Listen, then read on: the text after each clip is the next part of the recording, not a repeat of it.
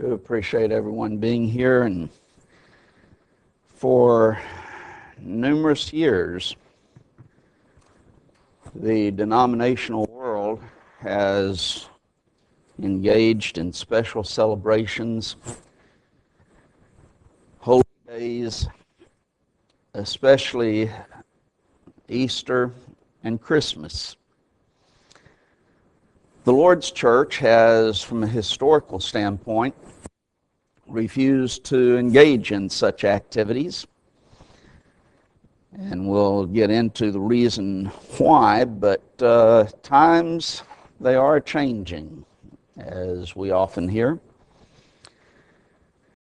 And now then, many congregations are now engaging in the sunrise services on Easter. Many of them will have, during Christmas time, they will sign, Jesus is the reason for the season. Attitudes within the church has changed. Brian Jones reported of a study published in Abilene Christian Press, which asked the question, is it acceptable for a congregation to observe religious holidays like Christmas and Easter through special worship experiences? I can imagine if that question were asked members of the church a few decades ago, it would have almost been universal. Of course not. That's not the case anymore. 38% agreed with it. Said, yes, it's right, it's good. 56% disagreed, and that leaves 6% that it said nothing about. What should be our view? Well, as has been pointed out, and thus I'm not going to take a great deal of time other than to mention it, we must have authority for all we do in religion. Colossians 3:17, as has been quoted numerous times, every action that we take has to have authority from God, or else it is wrong.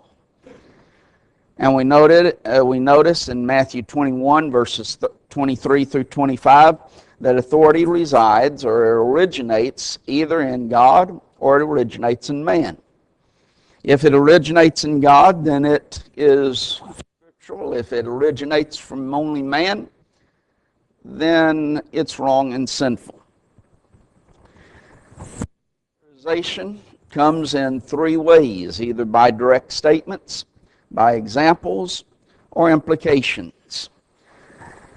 Those are the only way in which the Scriptures authorize, and God through the Scriptures authorize.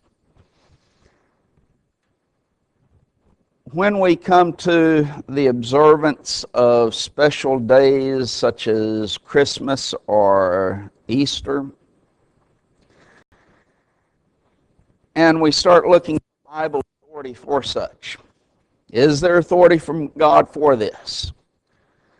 We find no direct statements for it. We find no examples of it. We find no implications for it. Since there are no direct statements, no examples, no implications, it only has the authority from man for its actions, and when it only has the authority of man, it's wrong and sinful. But some will object. Easter's found in the Bible. Don't you know that? There it is, right there in Acts the 12th chapter and verse 4. That here's Herod planning on putting Peter to death after, and it says, intending after Easter to bring him forth to the people.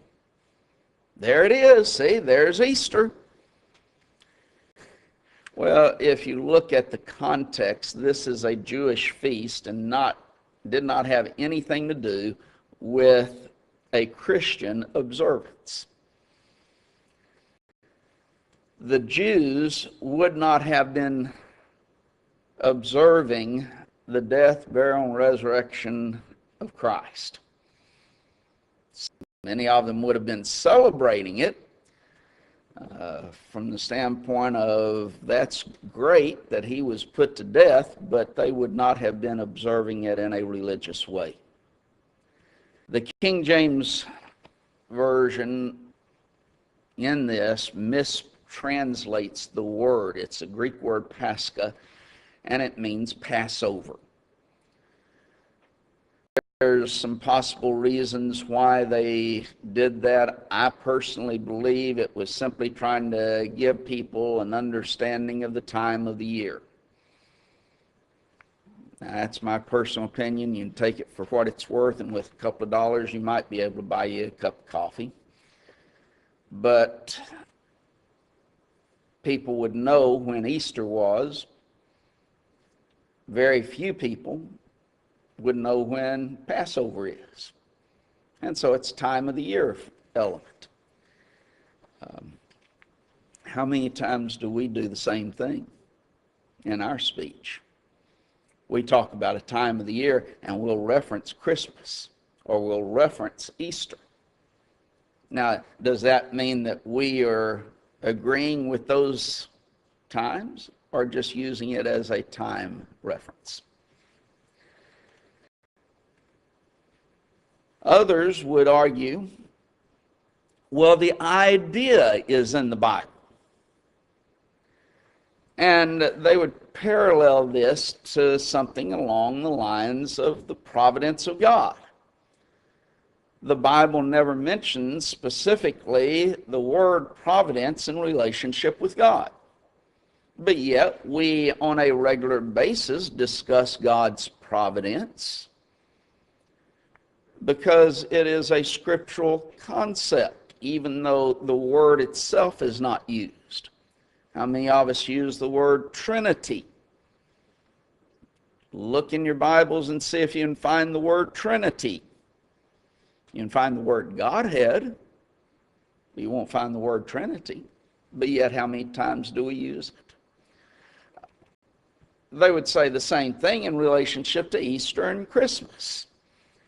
The birth of Christ is recorded in the Bible. Thus, our Christmas is simply an observance of the birth of Christ.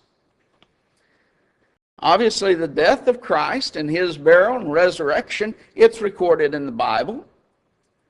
Thus, the records of his birth and his death and burial and resurrection, since the Bible records those events, it authorizes us to celebrate those events or observe them in a religious way.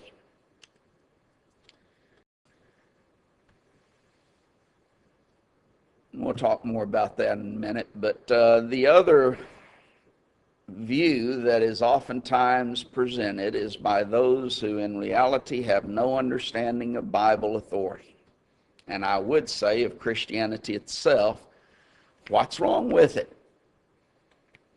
Now, what's wrong with it? Tell me where the Bible says don't do it. And as I say, in reality, they have no concept of Christianity. Because we act by Bible authority, not by the Bible telling us, don't do this, don't do that. And a study of what took place the first two nights really deals with that, or the first night, and the second lesson dealing with the silence of the Scriptures in particular. That the silence of the Scriptures does not authorize, instead, in reality, it does prohibit. The Bible authorizes by what it says, not by what it does not say. Since the Bible does not authorize, as we've already noted, that there's no direct statements, there's no examples, there's no implication for these observances. Thus, Bible silence prohibits those actions. But let's discuss, most of our time is going to be centered around what about the origin of these events and these observances. Well, let's first deal with Easter. Easter is a celebration of the resurrection of Christ from the dead. You have Lent, which is associated with it, which is a 40-year period, excluding Sundays, prior to Easter. It begins with Ash Wednesday and ends with Holy Saturday. The Lenten period, and many of these will be quotes that you can find the reference in the book, but the Lenten period should result in a spiritual self-examination and rededicated living for each devout believer, preparing us for the celebration of our risen Lord. Mentioned in that is Ash Wednesday. Ash Wednesday is when people place ashes on their forehead, usually in the sign of a cross. And it is to remind people that we are but dust and that we are going to return to the dust, and thus that the faithful must do penance. Ash Wednesday is observed on the seventh Wednesday before Easter. Then there's Holy Saturday, which is the day before Easter. And then, of course, Passion Sunday or Palm Sunday. Passion Sunday in the liturgical year, the second Sunday prior to Easter, and the Sunday that begins the Lenten season with Passion Tide.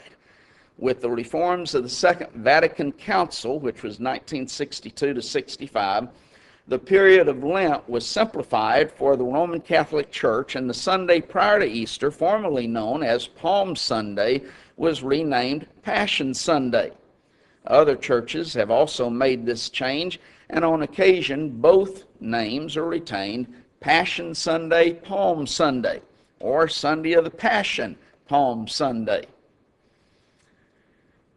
It is to observe the Lord's triumphant entry into Jerusalem, in which the Jews would take branches of palm trees and laid them in the path as Jesus came into the city, and they cried, "Hosanna, blessed is the King of Israel that cometh in the name of the Lord."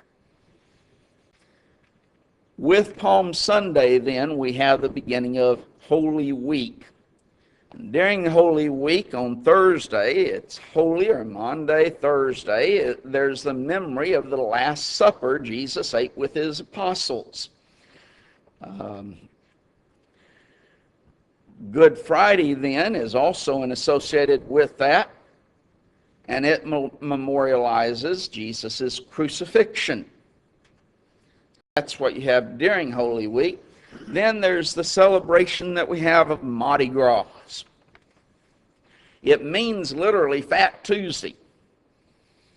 It comes before Ash Wednesday and is a period of sacrifice.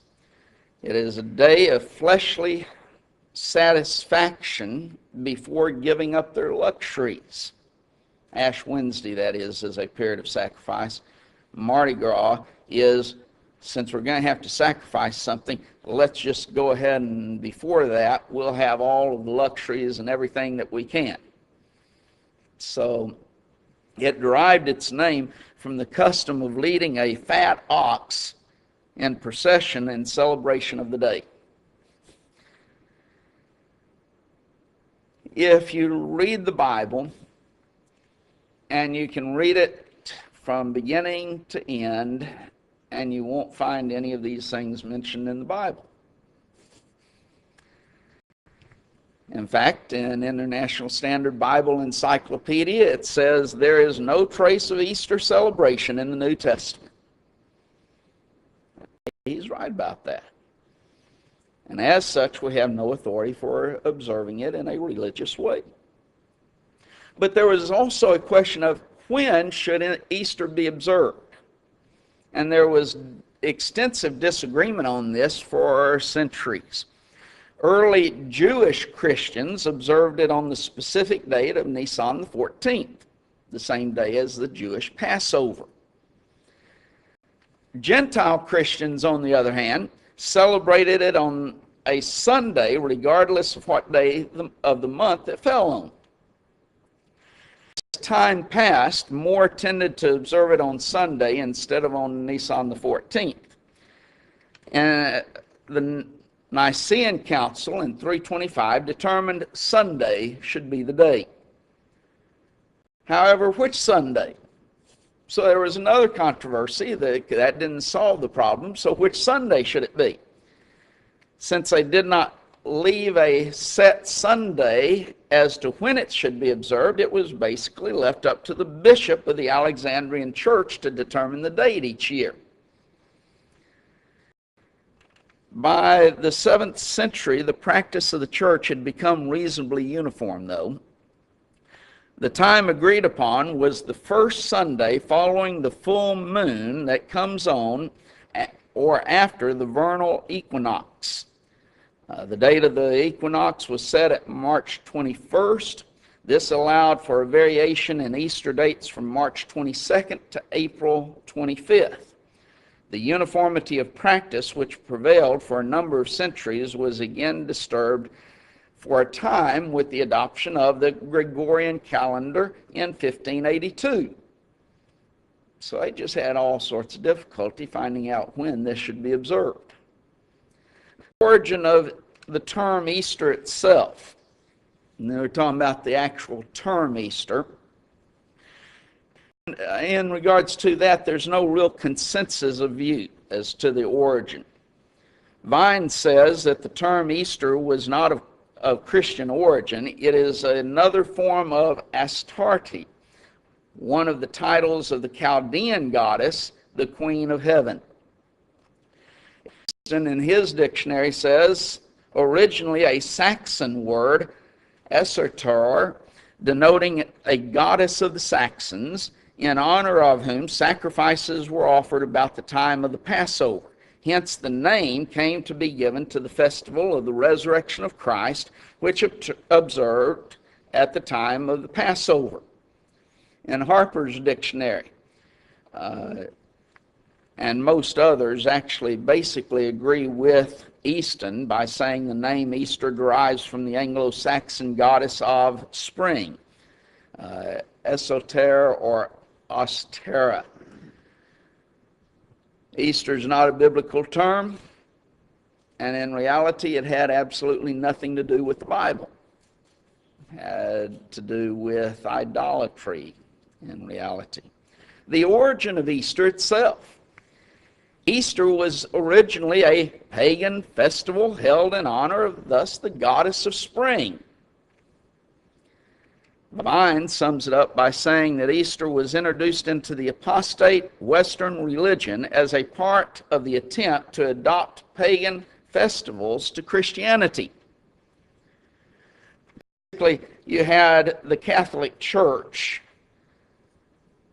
They converted all of these pagans, but in order to convert them, because these pagans had these holidays and these festivals, they brought over the festival and made it a Christian observance. And that's what Easter was. The pagan holiday brought over and given a Christian flavor to satisfy these pagans that were forced to be baptized because it had become the state religion. So, this goddess of spring, spring was a time in which to celebrate the breath of new existence. There came in some things in association with that festival. The Easter egg, symbolizing new life. The bunny rabbits, well, they're prolific in reproduction, so that's what they represented. Now, we recognize that the Bible does authorize us to observe the death of Christ every first day of the week, Acts 20 and verse 7. But there's nothing in the observance of the Lord's Supper that would be associated with Easter. or any of the Easter aspects. Well, what about Christmas? Again, Christmas is not found in the Bible. Yes, the birth of our Lord is recorded for us, but in reality, if you read the Bible, the birth of Jesus into this world is given very little prominence.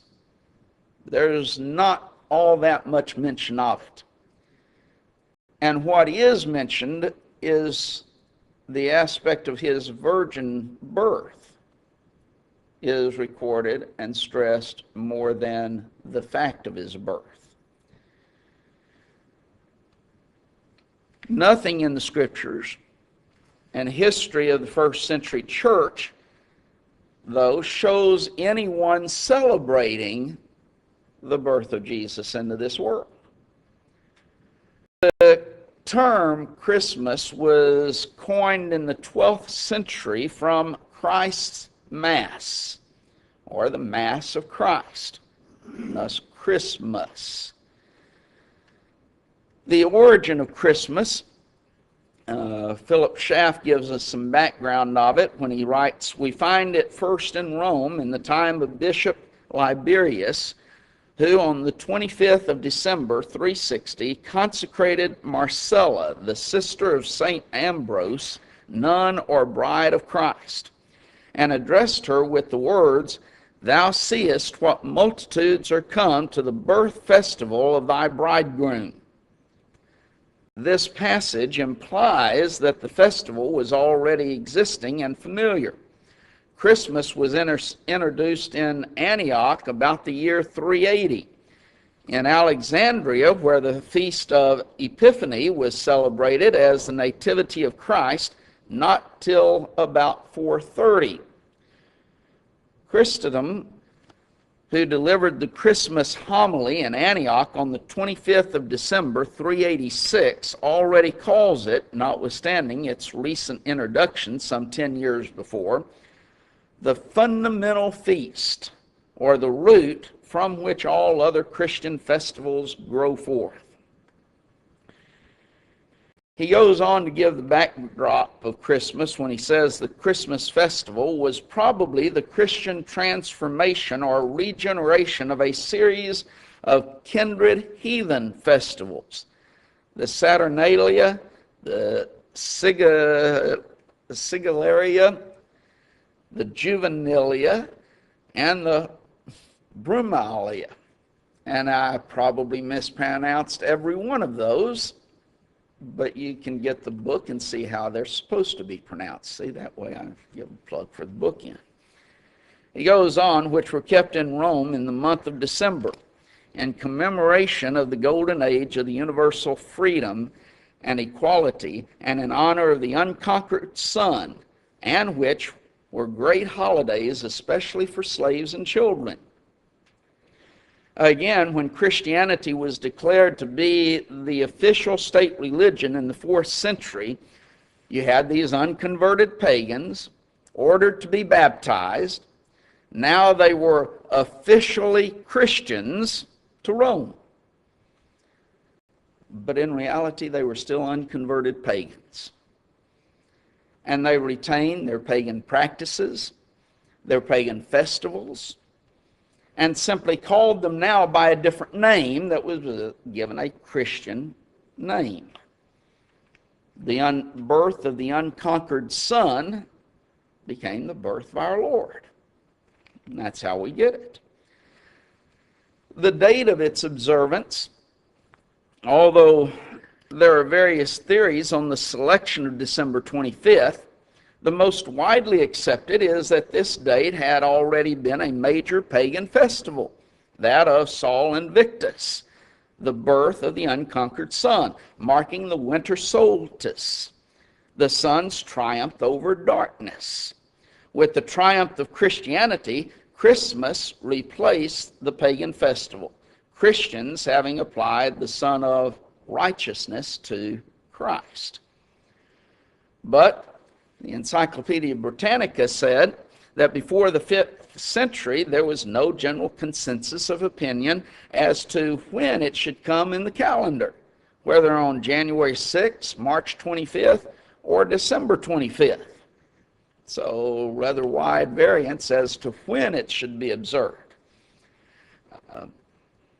As regards to the actual birth of Jesus into this world, we simply don't know. There's no record of it as to when it occurred. Although it is noted that the pasturing of the flocks at night indicate that this was a warmer season, not winter, during which they would graze more in the day. The Roman Christians, he said, Keener wrote, later adopted December 25th as Christmas only to supersede a pagan Roman festival scheduled at that time. There are some customs surrounding Christmas. Schaff again points out that this connection, that is the heathen festivals, accounts for many customs of the Christmas season, like the giving of presents to children and to the poor, the lighting of wax tapers, perhaps also the erection of Christmas trees, and gives them a Christian import. The holly and mistletoe were considered sacred by many ancient people because it depicted the crown of thorns placed on Jesus' head.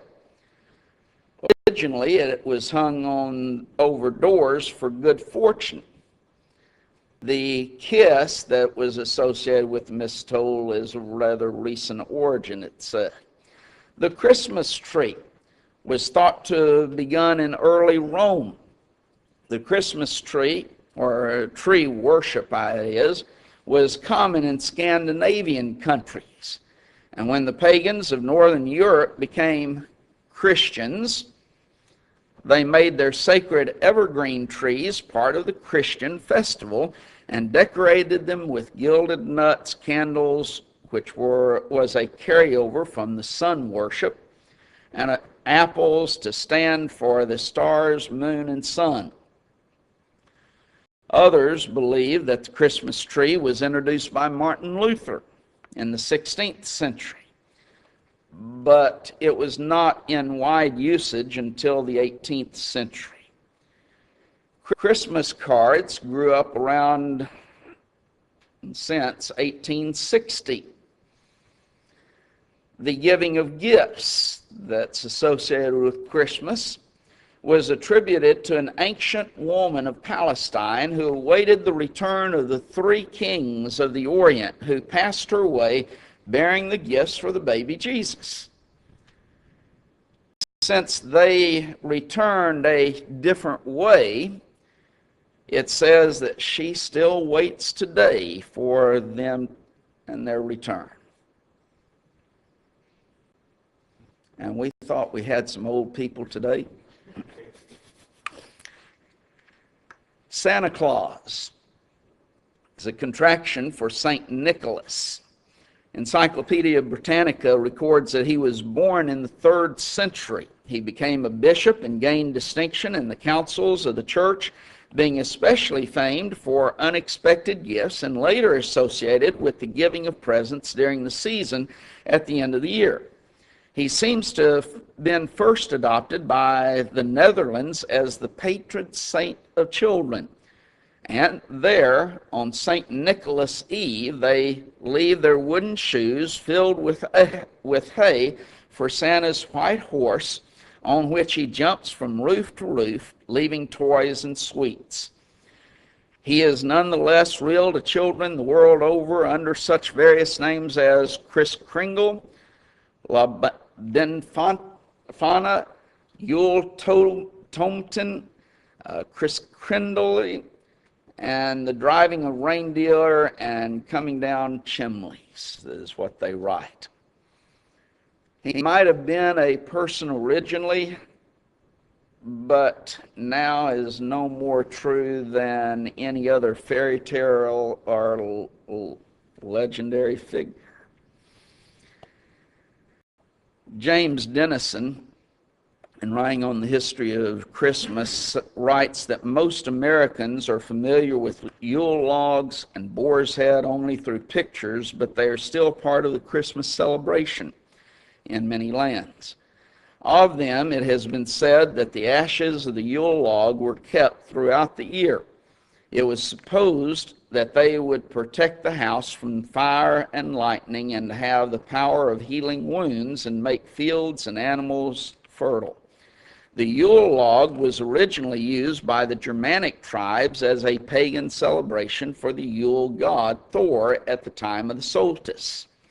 In Germany, the Yule feast held at the winter solstice had been celebrated in pre-Christian times, and many customs of the earlier festival were transferred to the Christmas holiday. The Boar's Head in procession goes back to the days when the northern peoples believed that the spirit which made the grain grow, the corn spirit, was embodied in the hog. So at Yule they sacrificed and ate a boar to bring good crops. Now then, most of those customs, the modern customs that we have lost most, if not all, of their original significance. We need to realize that, and usually do. If you start mentioning these things to people, they say, wow, I didn't know that. And some of them will even argue with you that that's not the case. Why, though, the desire to have such special services? Well, very simply, to be like the other denominations around us. Now then, I said that in a specific way because the Lord's church is not a denomination, but these congregations have become such. And they want to be like the other denominations around them, just like Israel of old wanted to be like the nations around them, as we see in 1 Kings, the 8th chapter. And we would note, just because there is a sign on the door that says Church of Christ, does not mean that it is the Church of Christ or the Lord's church. It is, and we need to realize that it's sinful to fellowship denominational groups. Ephesians 5:11, have no fellowship with the unfruitful works of darkness, but rather reprove them. 2 John 9:3-11, and we won't take the time to read that, but we know those very well. Thus, that's why years ago you never saw congregations of the Lord's church engaging in such, but because of the liberal attitudes and tendencies that we see in the church today, wanting to be like the nations around us, and we see all of their celebrations and all the things that they go through, and the desire to be like them.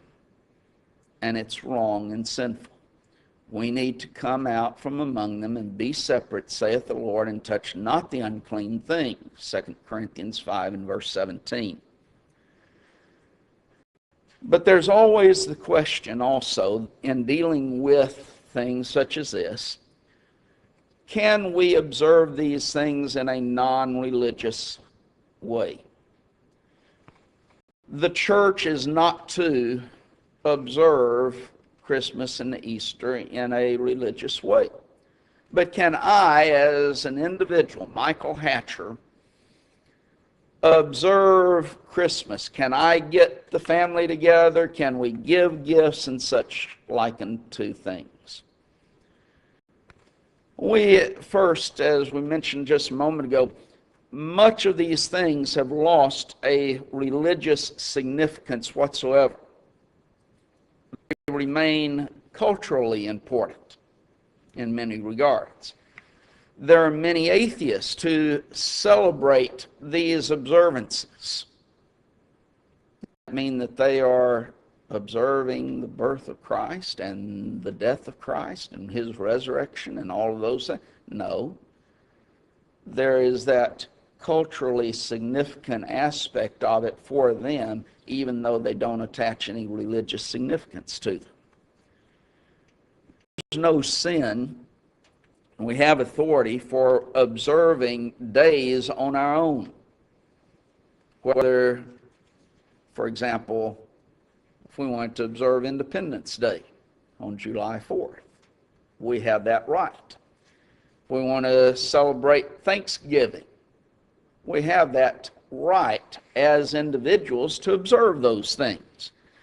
As long as no moral wrong is attached or involved in that celebration, then it's right, and many times it's good.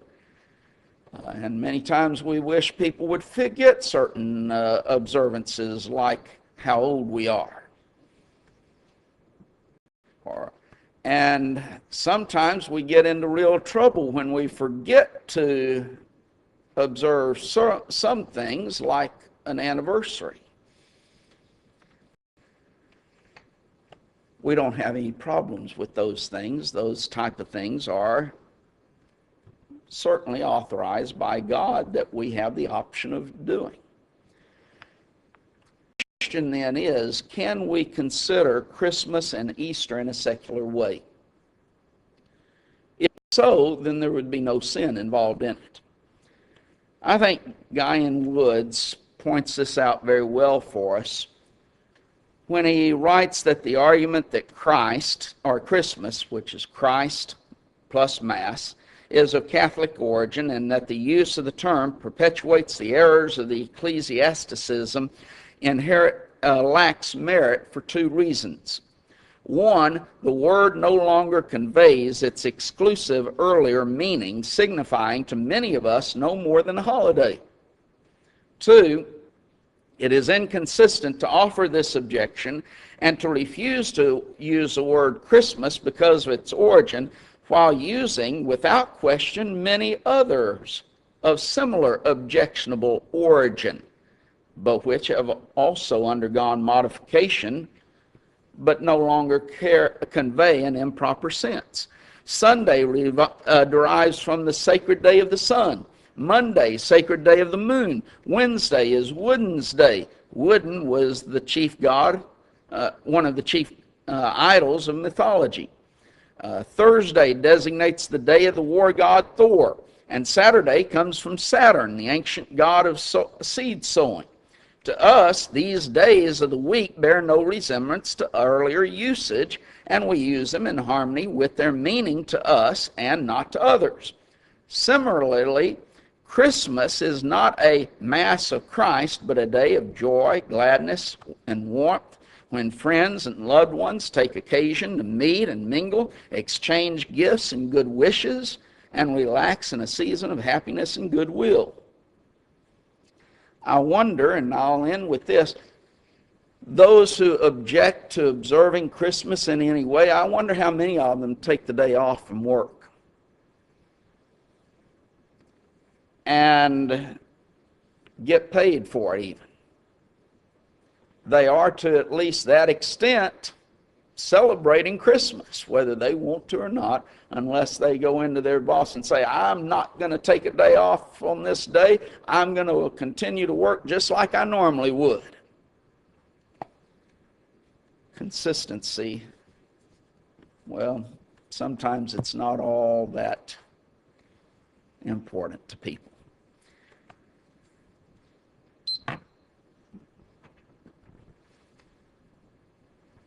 Do appreciate everyone being